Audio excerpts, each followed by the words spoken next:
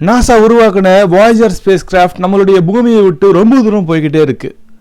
நம்ம சூரிய குடும்பத்துடைய எல்லையை தாண்டின முதல் ஸ்பேஸ் ப்ரோப்னா இந்த வாயேஜர் தான். ரீசெண்டாக ஒரு சின்ன அப்டேட் வந்திருக்கு. அதோடைய முக்கியமான ஒரு உபகரணத்தை விஞ்ஞானிகள் ரீஆக்டிவேட் பண்ணுறதுக்கு ரொம்ப கஷ்டப்பட்டாங்க. அதுக்கு அவங்க எடுத்துக்கிட்ட நேரம் இல்லை, நாள் தான் ரொம்ப ரொம்ப அதிகம்.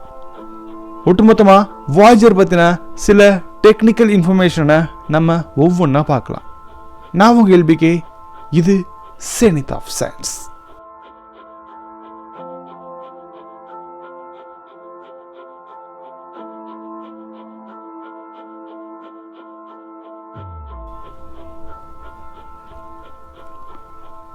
கடந்த 1977 விண்ணில் ஏவப்பட்ட 2 சின்ன உலோக பறவைனா நம்ம வாயேஜர் 1 அண்ட் வாயேஜர் 2 சொல்லலாம்.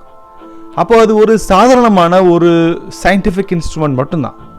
ஜூபிட்டர், சேட்டர்ன், யுரேனஸ், நெப்டியூன் இந்த மாதிரியான பல பிளானட்ஸுடைய ரகசியங்களை பார்த்துக்கிறதுக்கு மட்டும் தான் நம்ம அனுப்பணும்.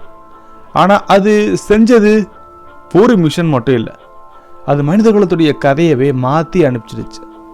பூமியில் இருக்கக்கூடிய பல சவுண்ட்ஸ், நம்ம பூமியில் இருக்கக்கூடிய பல இமேஜஸை அந்த தங்க தகட்டில் வச்சு நம்ம அனுப்பியிருக்கோம். இப்போ சூரிய குடும்பத்தோட எல்லையை கடந்து ரொம்ப தூரம் இந்த 2 விண்கலமும் போயிருக்கு. நம்மளை விட்டு ரொம்ப அதிகமாக பிரிஞ்சு போய்கிட்டே இருக்கு. தூரத்துல இருந்து குட் பை சொல்கிற மாதிரி. சுமார் 47 ஆண்டுகளாகவே இதை தொடர்ந்து பயணம் பண்ணி இன்னும் செயல்பட்டு அங்கே இருக்கக்கூடிய பல இன்ஃபர்மேஷனாக நமக்கு டேட்டாவாக அனுப்பிக்கிட்டே இருக்கு.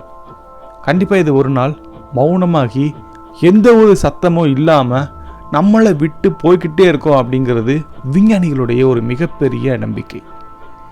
நாசாவோட ஜெட் ப்ரொபல்ஷன் லேபார்டரின்னு சொல்லக்கூடிய JPL 1970 ஒரு சின்ன வாய்ப்பு கிடைச்சிது. அந்த காலத்தில் ஜூபிட்டர், சேட்டர்ன், யுரேனஸ், நெப்டியூன் இது எல்லாமே நாலுமே ஒரு மிகப்பெரிய பிளானட்ஸ் ஒரே நேர்கோட்டில் எப்போ வரும் அப்படின்னு அவங்க காத்திருந்தாங்க. இந்த கிரேட் அலைன்மெண்ட் 126 ஆண்டுகளுக்கு ஒரு முறை மட்டும்தான் ஏற்படும். இந்த சான்ஸை நம்ம யூஸ் பண்ணிவிட்டு இந்த ஸ்பேஸ் ப்ரோப்பில் ஒன்றை நம்ம லான்ச் பண்ணோம்னா குறைஞ்சபட்சம் நம்மளுடைய எரிபொருள் இந்த கிராவிட்டி அசிஸ்ட் மூலியமாக நம்ம அதிகமாக சேவ் பண்ணலாம், 4 கிரகங்களையும் ஒரே பயணத்தில் நம்ம பார்க்கலாம் அப்படிங்கிறத அவங்க நம்பினாங்க. இதுவே வாயேஜர் மிஷன் பிறந்த தருணம். ஒவ்வொரு வாயேஜர்லையும் சுமார் 722 கிலோகிராம் எடை இருக்கும். ஹைட் கிட்டத்தட்ட ஒரு சின்ன காரோட அளவுக்கு இருக்கும். பவர் சோர்ஸ்னா நம்ம RTGSன்னு சொல்லக்கூடிய radio isotope thermo electrical generator தான். இது புளூட்டோனியம் 238 மூலியமாக ரேடியோ ஆக்டிவாக அதுக்கு மின்சாரமாக கொடுக்கக்கூடிய கருவி. இதில் இருக்கக்கூடிய சில முக்கியமான இன்ஸ்ட்ருமெண்ட்ஸ்னால் நம்ம ISSன்னு சொல்லக்கூடிய இமேஜிங் சயின்ஸ் சிஸ்டம், இது ஒரு கேமரா.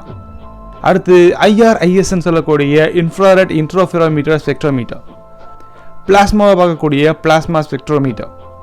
அங்கே காஸ்மிக் ரேவோடைய அளவு என்ன இருக்குன்றதை பார்க்கறதுக்காகவே CRSன்னு சொல்லக்கூடிய காஸ்மிக் ரே சப்சிஸ்டம் அப்படின்றத நம்ம இதில் இம்ப்ளிமெண்ட் பண்ணியிருக்கோம். போகிற வழியில் கண்டிப்பாக மேக்னெட்டிக் ஃபீல்ட் அதிகமாக இருக்கும். ஸோ அதையுமே நம்ம மெஷர் பண்ணோன்னா அதுக்கான உபகரணம் இருக்கணும் இல்லையா? ஸோ அதனால் இதில் நம்ம மேக்னெட்டோமீட்டர் ரொம்ப அதிகமாக வச்சுருக்கோம். ஸோ அதாவது ரொம்ப துல்லியமாக வச்சுருக்கோம்.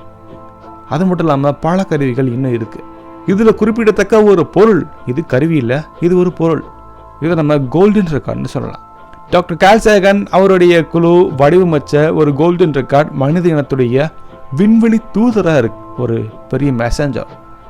இதில் கிட்டத்தட்ட 115 புகைப்படங்கள், பூமியில் இருக்கக்கூடிய இயற்கை, அறிவியல், கலாச்சாரம்னு எல்லாத்தையுமே நம்ம கலந்து ஒரு சின்ன தகட்டில் நம்ம வச்சுருக்கோம். சுமார் 90 நிமிடங்களுக்கும் மேலே ஒளிரக்கூடிய இசை. இதில் நிறைய இமேஜஸ் மட்டும் இல்லாமல் பல மியூசிக்ஸ் அண்ட் சவுண்ட்ஸ் அதிகமாகவே இருக்குது. 55 மொழிகளில் வணக்கம் சொல்லக்கூடிய அந்த தொடர்ச்சியான ஒரு பெரிய பாட்டு. ஒரு சின்ன டீமெரிட், அதில் நம்மளுடைய தமிழ் மொழி இல்லை. மழையுடைய சத்தம், குழந்தை அழுகிற சத்தம், இதய துடிப்பு, இந்த மாதிரியான பல நேச்சுரலாக வெளிப்படக்கூடிய சவுண்ட்ஸை இதை நம்ம வச்சுருக்கோம். நம்ம எதுக்காக இதெல்லாம் இம்ப்ளிமெண்ட் பண்ணணும்? யாராவது ஒரு வேற்றுலக உயிரினங்கள் அதை பார்த்துச்சுன்னா, ஒருவேளை அதை ப்ளே பண்ணுற அளவுக்கு அதுக்கிட்ட டெக்னாலஜி இருந்துச்சுன்னா நம்ம யாருன்னு அதுக்கு தெரியும். சரி, இதோட பயண கட்டங்களை பார்க்கலாம். வாயேஜர் 1 ஜூபிட்டரை 1979 ரீச் பண்ணுச்சு. அதைத் தொடர்ந்து சர்டனுக்கு 1980க்கும், அதைத் தொடர்ந்து சோலார் சிஸ்டமை விட்டு ரொம்ப வெகு தூரமாக போய்கிட்டே இருந்துச்சு. வாய்ஜர் 2 ஜூபிட்டரை 1979லையும், சர்டனை 1981லையும், யுரேனஸை 1986லையும் அண்ட் நெப்டியூன் பிளானட்டை 1989லையும் விசிட் பண்ணிவிட்டு, இந்த கிரகமும் இந்த விண்கலமும் நம்மளுடைய பூமியை விட்டு ரொம்ப தூரம் போச்சு. அதாவது யுரேனஸ் அண்ட் நெப்டியூனை நேரில் பார்த்தது இந்த ஸ்பேஸ் கிராஃப்ட் மட்டும்தான். 2024 25லையும் நமக்கு கிடைச்ச புதிய தகவல் என்னென்னா, வாய்ஜர் 1 டேட்டா கிளேச் அப்படின்றதும் நடந்திருக்கு. இது 2022க்கும் 23க்கும் நடுவில் ஏற்பட்டது. ஆனால் இது 2024 விஞ்ஞானிகள் சரி செஞ்சாங்க.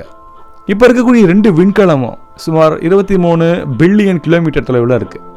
ஐ மீன் வாய்ஜர் 1 வந்து 23 பில்லியன் கிலோமீட்டர்லேயும், வாய்ஜர் 2 20 பில்லியன் கிலோமீட்டர் தொலைவிலையும் இருக்குது. காஸ்மிக் ரே டென்சிட்டியில் ஒரு சின்ன உயர்வு நம்மளால் பார்க்கப்பட்டிருக்கு. இது இன்டர்சோலார் மீடியமில் இருக்கக்கூடிய ஒரு பொது பகுதிகளை நம்ம ரீச் பண்ணிட்டோம் அப்படிங்கிறத இண்டிகேட் பண்ணுது.